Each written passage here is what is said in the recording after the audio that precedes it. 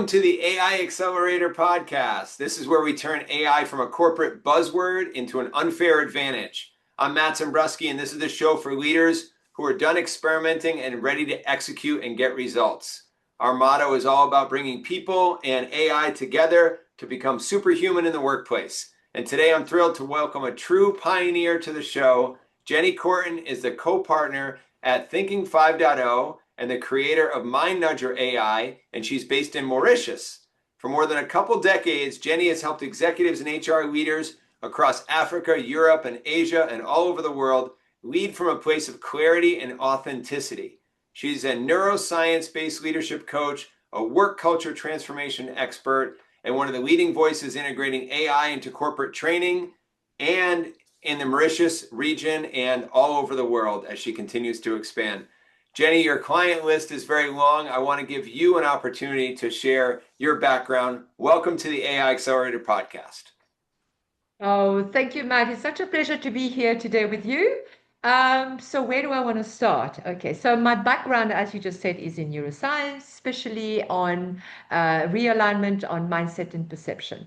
So I spent years coaching leaders on a one-on-one, but then I realized that individual coaching does not scale at the speed companies, whether it's medium size or large, need their needs today. So I co-partnered with two brilliant co-founders who you know, and together we launched Thinking 5.0, which is a tech platform, and with one key mission, which is to protect and enhance human wisdom while using AI. So this is not just teaching people how to use AI, we are teaching them how to use AI to become better thinkers. And I always love this analogy that I always say to my client. It is like the fundamental difference between giving somebody a fish or building a better fisherman. So yeah. So basically, this is me. I'm very pleased to be here with you today. Here we go. Set Um, the I'm ex- scene. yes, I'm excited, Jenny. I want to unpack a little bit more about what you just shared about because you and I have had many opportunities to speak, and I really appreciate our friendship and our ability to work together. And there's so much depth behind your background. You mentioned something that most leaders are not familiar with, what the neuroscience aspects of it.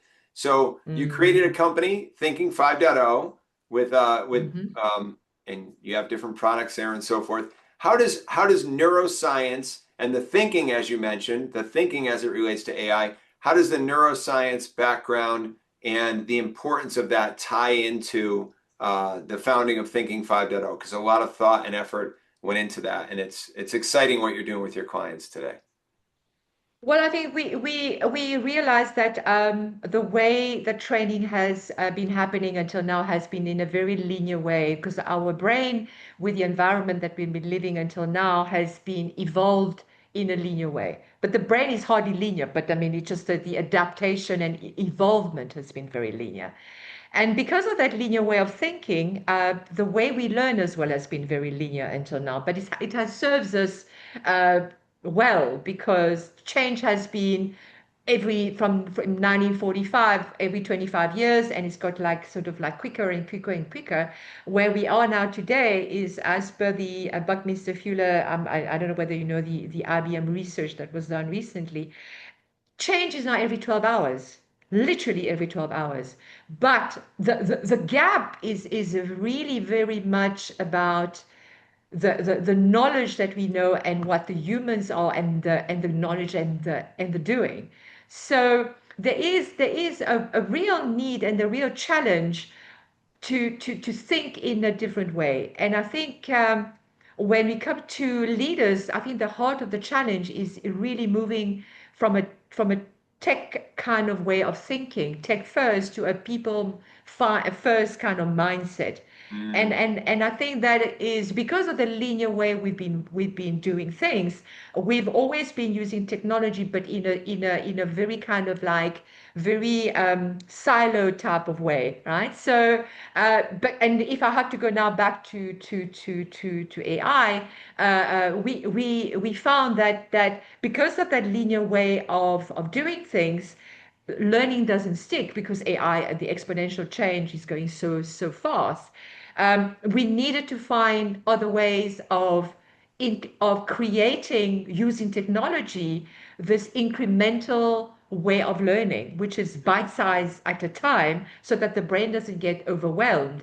So so we have got on one side, the brain learns in incremental change, in incrementally, and on the other side, you've got the AI causing this exponential change. So it's a gap. It's a huge gap. So yeah, so thinking 5.0 came about understanding this.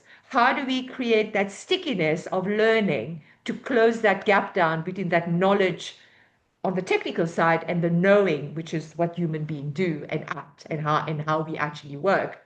So that was basically the essence of that thought that created Thinking 5.0. But to come back to the story about what you just said, the heart of the challenge today is moving from a tech first type of mindset to a people first type of mindset for leaders in particular. And that is, I think, one of the biggest challenges. Yeah. Yes, yes, I fully agree. And thank you for explaining that because it's so important to think you really understand how people think and process and learn and how change management really is affected. So as you're working with leaders, and I know HR professionals across Mauritius and Africa and Europe and other places, what do you think, what do you see is the biggest mindset shift that executives really need to make right now when it comes to AI and their people? You mentioned people first. What's the biggest mindset shift that the leaders and executives there need to make right now? That's a very good question. I believe, like we were just talking about the moving the mindset from a tech first to a people first. So most executives see AI as a capital expenditure on a balance sheet, if I had to just say it in a kind of a very simple way. They're pouring millions into the engine, like the software, the hardware, and everything else, but spend almost nothing on the driver, which is I would call the driver, which of their people. Because why do I use driver? Because I like the analogy of you buying a Formula One car with that speed, right? But you do not train the driver. So how is that going to work? The driver would be terrified that they're going to crash.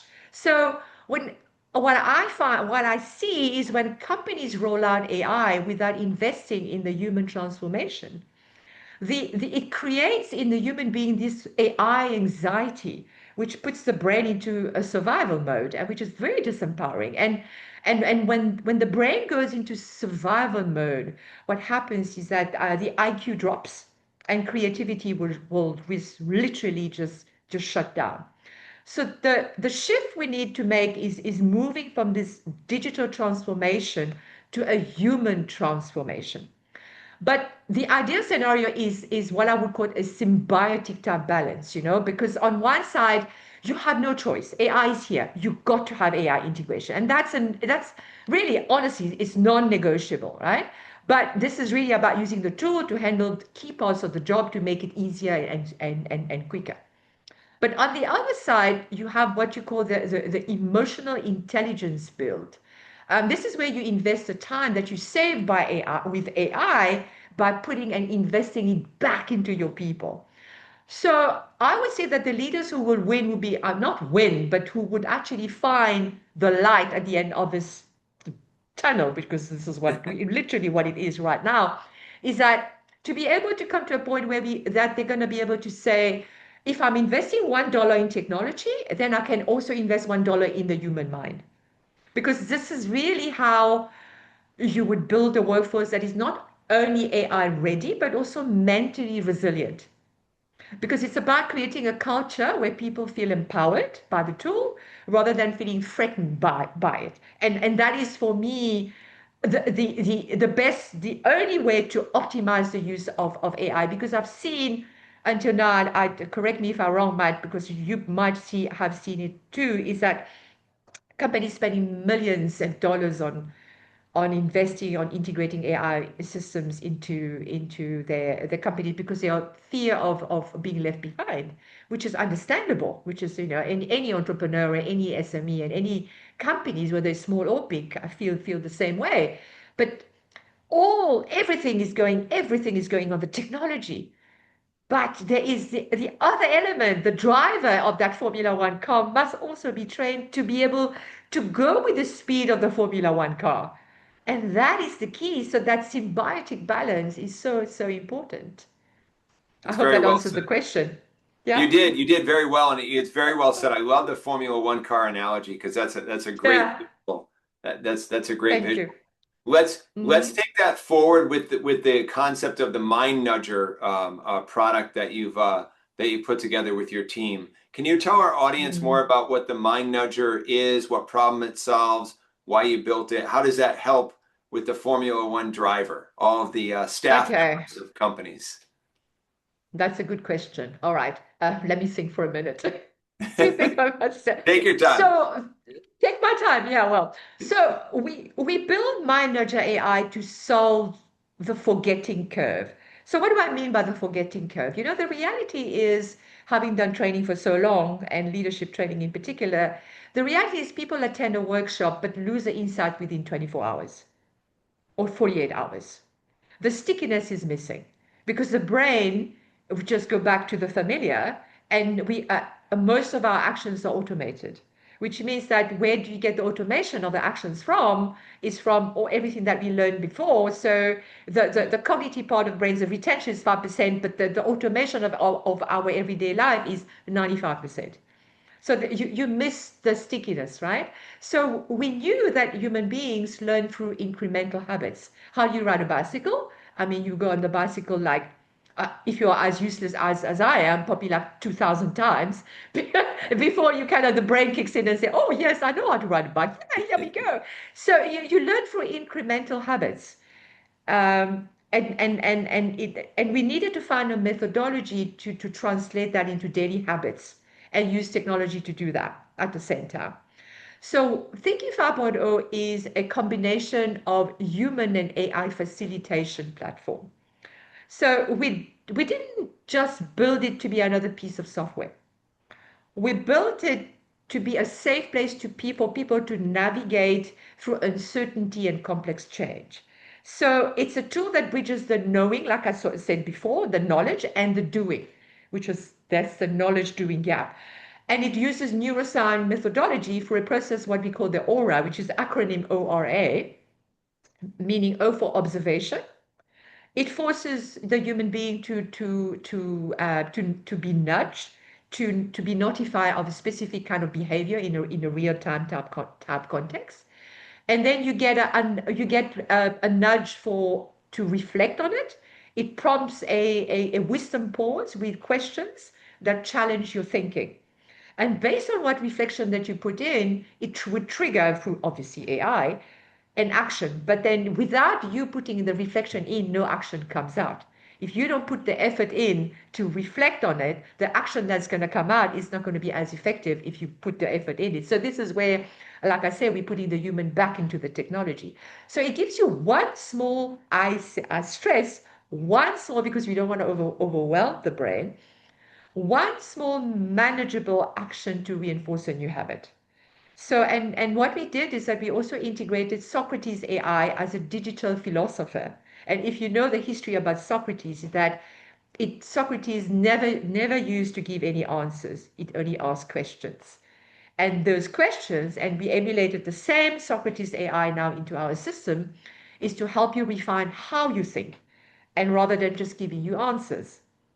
So ultimately, we believe the future belongs to organizations that can harmoniously integrate technology while actually also advancing human consciousness. So Thinking 5.0 in a nutshell then help company to build what we called collective intelligence, right, as a whole, using lasting but daily habits that's going to bring you to that collective intelligence. I don't know if it makes sense to you, so I just came up and answered the question. It makes brilliant sense. Yeah, I love how you said, I'm going to tie it back. You said O.R.A, so observe, reflect, and act, just for our Yes. audience. And that's a Mm. brilliant way. And you also brought up the importance of asking the right questions, because the right questions can nudge the minds and advance the minds and help to start to get the right answers and get the rewiring internally Yeah. happening for people, Yeah. right? because there is that, the contrary of a reflection is a reaction, right? That's the difference between that's Mm, the opposite, right? But we live in a world where we only react. We react into everything that we have, to all contexts. Human beings have the illusion that they don't have time to reflect. And that is the key, because we need to be able to reflect, because the reflection is reconnecting with our human wisdom, and that human wisdom is so important. And my main concern, and I think the reason why I'm so passionate about thinking 5.0, is to regaining that ability to generate and to enhance and to develop, carry on developing our wisdom, our human wisdom. And with human wisdom is, especially in this day and age where we're living, it's like any muscle, it's like any, I mean, if you don't go to the gym and you got your arms and you're not lifting the weights, well, it's there, but it's not going to do anything because you haven't practiced it, right? So it is very much like it's the same kind of way of thinking, is that it is becoming like a muscle that has to be used all the time. And human wisdom comes with reflection. So that is so important. So the mm. essence of thinking 5.0 is about that reflection, regaining that ability to have that reflection. And I know the people have been using thinking 5.0 at the beginning, Matt. Reflection is so difficult. It's like your brain doesn't want to go there because the brain has automated things. It makes things so easy for you. And and it's the brain's going to make you choose the choice of least resistance, which is the easiest way out. But any good thing, like a good pair of shoes and a beautiful pair of shoes, you got to have the resilience to put your feet in it and to walk and to wear it in and get the blisters in the process. Yeah, but eventually it becomes your favorite pair of shoes, and but you got to go through the blister stage and the discomfort stage before you can say this is an amazing pair of shoes. I can't imagine that I could I could have carried on in my life without that particular pair of shoes, type of thing. So yeah, this is exactly it. The reflection is so important, in thinking 5.0. Yeah, that's brilliant, Jenny. Let's talk about the practical application of some of this. So, with your observations with clients and companies in Mauritius and across Africa, Europe, when it comes to AI adoption in mid-size and large enterprise companies, what have you seen out there that's Mm. working? Where are companies getting stuck? Like, what's working? What's sort of stuck in the system today? Were you talking about Mauritius as such? Because I obviously I come Yeah, I'm let's from that start side there. of the world with Africa. Yeah. So that's such a good timely question. So how am I going to go about doing this? If we look at the stats recently, Mauritius is actually a regional leader. It was ranked number one in Africa on the Network Readiness Index. Okay, but stats can be deceiving. Yeah, let's just put it out there. Because while the infrastructure is there, we're seeing a significant AI latency in all the sectors, whether it's public or is in the private type sector. Most companies, but to be fair, it's not only in here; it's actually everywhere in the world. But here in particular, most companies are still getting to grips with generic AI, the basic chatbots and the administrative tools. But most of them have not yet moved into anything kind of strategic AI or anything like that. But can you imagine Mm. you haven't even got off the starting block with the chatbots and the admin tools? So the biggest hurdle that many executives are still are facing is that they're still treating AI as a technical challenge, but to be solved by IT rather than a human challenge, which is to be led by the board, right? I'm probably going to be shot if I say this, but it is true. That's the bottom line. And this creates a very risky, dangerous silo effect where IT handles the software, and finance will handle the return on investment, so to speak, yeah. And then you get HR and leadership and development, which are often left out of the room until the software is actually already deployed, type thing, scenario. So in that particular case scenario, I see that the role of human resources and learning and development is critical right now here on the island, because they face a massive challenge Still very, and because their challenge is that they are still very entrenched in linear learning. Like I was talking about linear learning, about how we learn, about how the brain has evolved. So most corporate training is still from a step A, and then when you've done step A, you tick the box, you go to step B, you tick the box, or you get a process which is moving from you from step A to step B, right? So it is very much, it's still a very 20th century mindset to solve an exponential AI shift.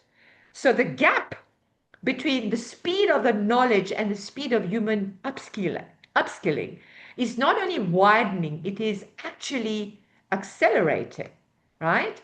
Um, so yeah, this is one of the this is one of the biggest challenge that I find here. So the key is definitely to we need to be able to bridge this, and there is a need to upskill HR and learning and development team first, and they need to be able to move from what I call processing managing mindset to becoming what you call a human-centric technical type of mindset. But I think that until HR and learning and development professionals are given the space to be able to transform their own skills, I really feel that the rest of the organization, we just remain stuck in a fixed kind of mindset status, you know?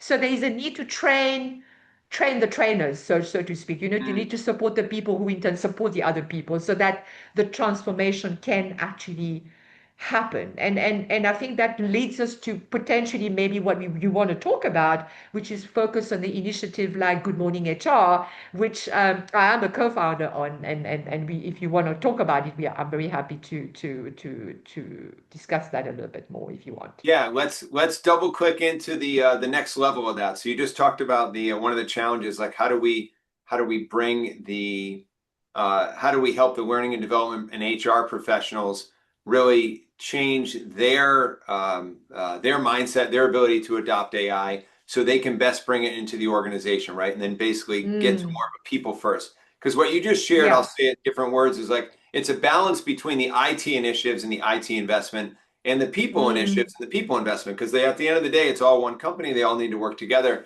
and so forth. But don't yeah, ignore the people. So if yeah. you put the people first, so how does that relate to everything you just shared? For let's talk about Good Morning HR, how it's going to make an impact in Mauritius. What, like, first of all, for our listeners, what is Good Morning HR, and what is the I guess what is the experience going to be look like? What would the experience be like for the individuals and leaders who are attending Good Morning HR in Mauritius? Well, Good Morning HR was co-founded together with another co-founder, as who you know very well from Meet Your Job. And the main objective of Good Morning HR was to help HR leaders to upskill their skill set, to move from an administrative back office type of mindset to get sort of involved, to become from a functional kind of role into a transformational type of role. Because for too long, but I don't think it's just only pertaining to Mauritius either, because I think it's a worldwide, although certain countries and certain companies, to be fair, HR is moving quite fast in terms of changing its ways, looking at from a strategic kind of perspective. But if I have to go back to Good Morning HR, for too long, HR has been seen as a support function.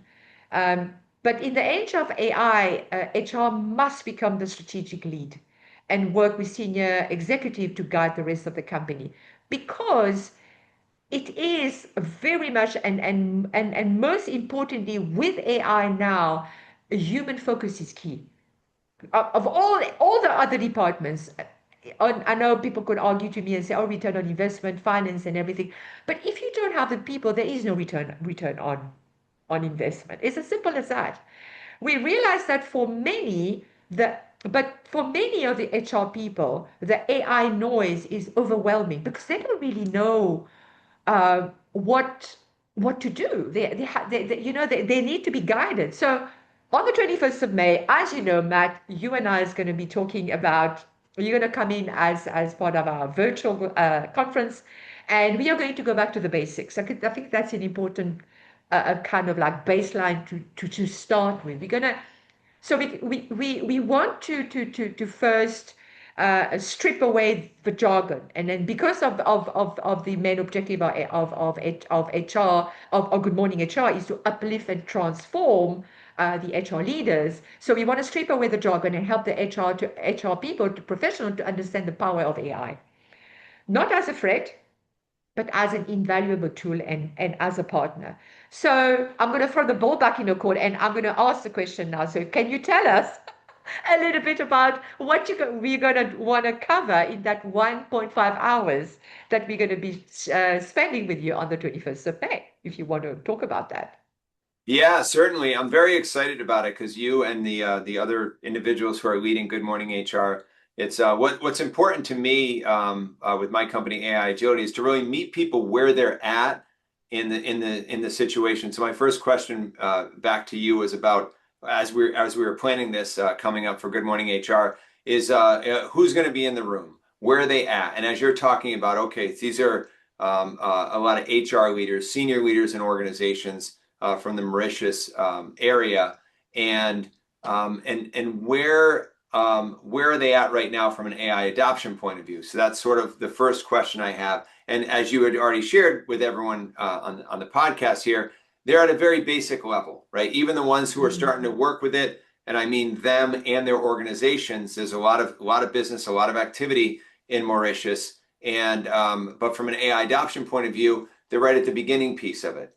So from an IT investment point, they're at the beginning piece as well. They're starting some investments to go in there, but from a people perspective, they're certainly at the beginning of that. So what does that mean? What am I going to talk about? We're going to go through some of the basics and fundamentals of AI literacy so that people know that AI is not something to be feared, but something to be embraced because it can really empower not only the people who are there for Good Morning HR, but also their organizations. So what my objective for the event is to really help them, number one, feel more comfortable about AI because they have more knowledge about it, but they know how to apply AI from some of the exercises we're going to be doing. They know how to apply it to start to get immediate benefit for their particular roles in their organizations. And that means a little something different to different people. That's why all the exercises that we do, each individual will be doing them on their own, sort of like fill in the blanks, like, you know what I mean? Because I frame the exercises, but I want everybody to get immediate value, and that's what we do with all of our programs, Jenny, and in particular with Good Morning HR. It's really, really important to me that each of the individuals feels when they walk in the room to when they walk out of the room, the transformation that I want to see and that I will be leading for that organization is that when they walk out of the room, they're saying, wow, I understand AI a little bit better now. I'm more confident with it. I played with it during the session. I know how it can apply directly to my role. I know how I can bring this back to my company because me as an HR leader or as a senior leader in the organization, I care about the people in my organization. So now I'm starting to understand how I can bring this into the organization in order to affect change across all the people and start to assist on the people first adoption of AI versus just the technology adoption of AI. So that's what we have fun exercises that we'll go through, and it's very interactive, very engaging. It's all to help people experience it, not just learn about AI, but experience it. And when people start to experience it, they start to get to the aha moments and they're like, oh my goodness, this will save me time or this will help me out. And something you and I have talked about before is when you use AI properly, and it's not just a one and done thing where you press a button and I'm using AI, that's why we're doing the programs together. There's nuance to it, but when you use AI properly, it can reduce the cognitive load on the person, on the human, which frees them up to have more time for relationships, for other things that humans do so well together. But we take away some of the stuff that be more tedious, more stressful, more processing oriented, right? And burnout as well. You take away the burnout, hopefully. Yeah. Yeah. So when you use AI properly, you reduce the opportunity for burnout as well. So Yeah, I'm excited about the absolutely. event. It's going to be a lot of fun. Oh, me too. Me too. It would be great. 21st of May. Here we go. 21st of May. Everybody Yes, in absolutely. Mauritius, go. Yes, in Um, Mauritius, absolutely. Yeah. so Anything, what else you want to ask me? yeah, so I want to Pick my ask you, brain. I want to ask you just a little bit more. What do you think is from a belief perspective? What's a belief about AI or about people and transformation? You and I talk a lot about change management, and when you think about Mm. the leaders of the organizations and having to lean into the change management of technology and people and everything that's changing today, what's and we've moved a lot in the last 5 years. So this is a Mm. it's a memory oriented question, or it's a question of how has Jenny changed her mindset from 5 years ago to today? So Oh, what's oh. a belief about people and transformation that you had 5 years ago before this big AI wave that we're in now that's different now? So like how do you think differently about people and transformation in today's world versus 5 years ago? All right. Now I had to go back 5 years ago, and I'm getting too old for this, Matt, to trying to figure out, from last week to this week, and what am I going to be doing? My brain cells are just anyway. I think 5 years ago, I believe digital tools would make us feel more disconnected. I think this is it, and that technology was probably the enemy of being of avoiding us from preventing us from being present in the present Mm, in the moment. But since then, I have seen how AI, and the thing is that AI is a non-negotiable thing, right?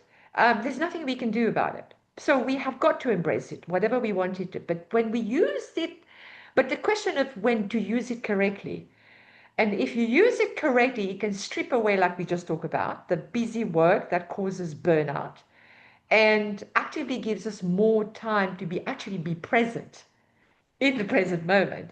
mm, So for me, technology can be a catalyst for deeper human connection, provided we integrate human wisdom into it.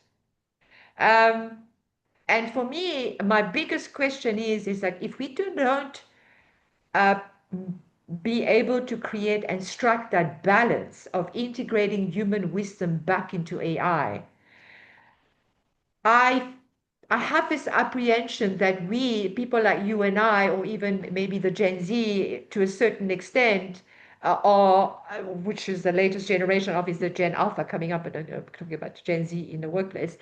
Um, are we the last human generation with wisdom?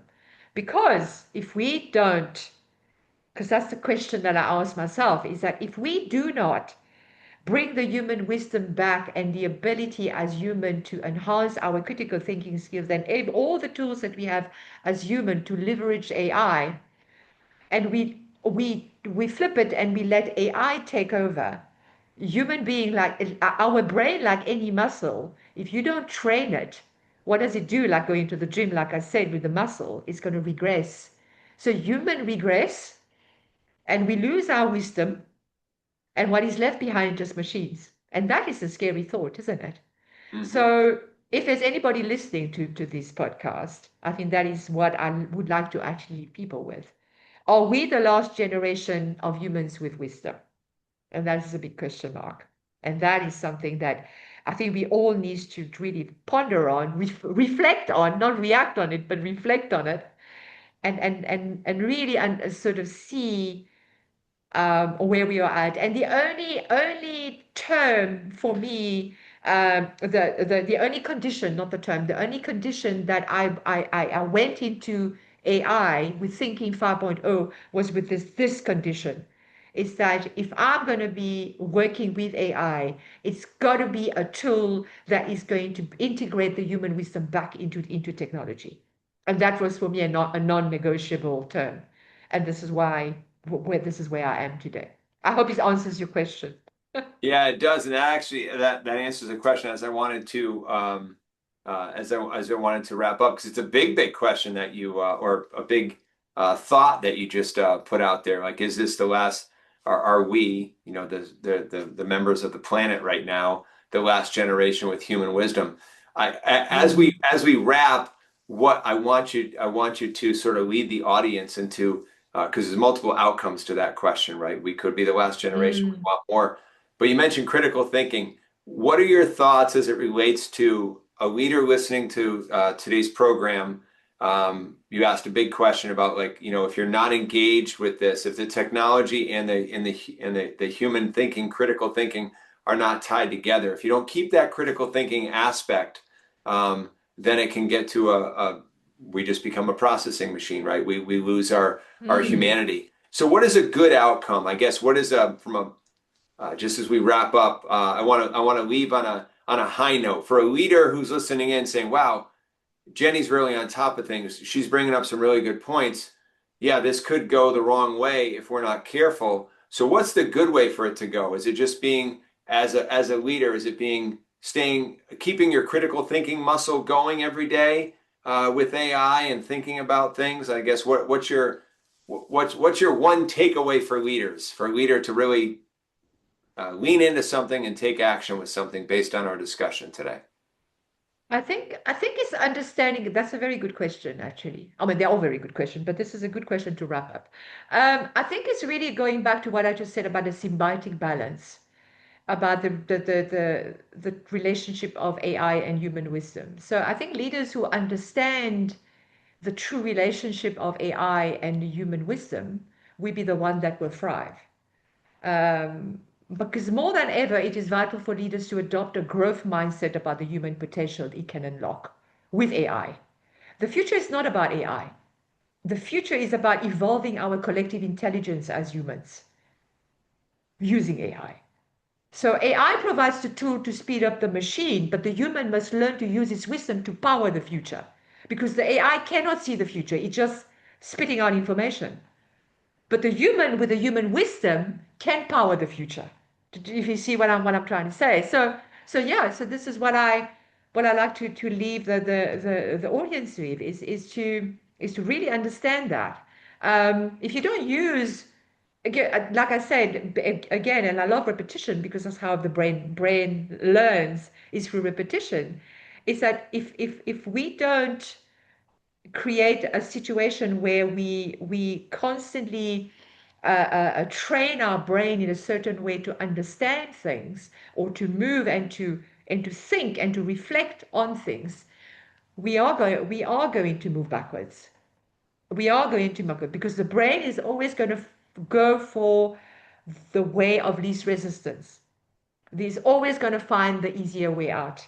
But the easier way out in everything that we do at the beginning it feels, wow, it's amazing, I find a solution, but it would make you hit a wall eventually. And when it hits that wall, there is no way out. Then you have to go back again. It's going to be 10 times more difficult then to go back and to find another route because taking that easy way out make you hit that wall and there is no way, any way to go further. And I think that's an important part. And I always try to teach the Gen Z that I work with that particular message is that it's so easy to just say, oh, but the AI would take care of it. The AI would take care of that. But the AI is just a machine. You are the one with the wisdom that can actually be able to gauge whether this is really ethical or this is not ethical. Is this really going to make a difference if I say it in that way? Or you can use AI to prompt it and to create and create the structure, but to panel beat it, you need the human wisdom to really make it into this work of art that you want to actually create. That is something that AI cannot do to a certain extent because AI we just stereotype everything based ironically on the human intelligence that created it in the first place. So yeah, on this optimistic note, this is all that I have to say. That's absolutely brilliant, Jenny. Thank you for sharing that. Love the perspective. How can people contact you or your organization or learn more about you? What's the best way for them to get in touch with you if they want to learn more? On LinkedIn, Jenny Korten.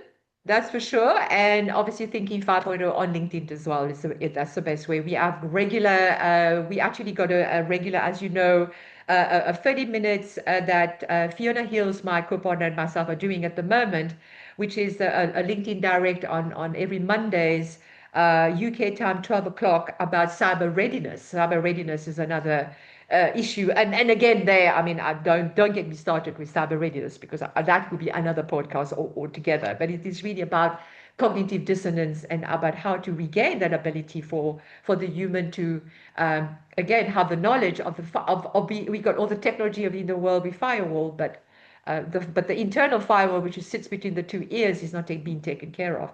And yet 88% of cybersecurity issues are human errors. That's the irony of it. So yeah, so I'm thinking 5.0 on LinkedIn or Jenny Korten on LinkedIn as well, I suppose. Beautiful. That's great. We'll include that in the show notes as well for the people who might be Yeah, driving or might take a look at this later, just to make it easy so people can just link to that. And good. again, Jenny, thank you Okay. so much for your time today, for bringing your Thank you. perspective, your wisdom, everything that you brought to the table today. It absolutely brilliant. There's a lot of good things here. Hopefully, everyone was able to take some good notes from this and some good mental notes to apply. And if Hopefully today's so.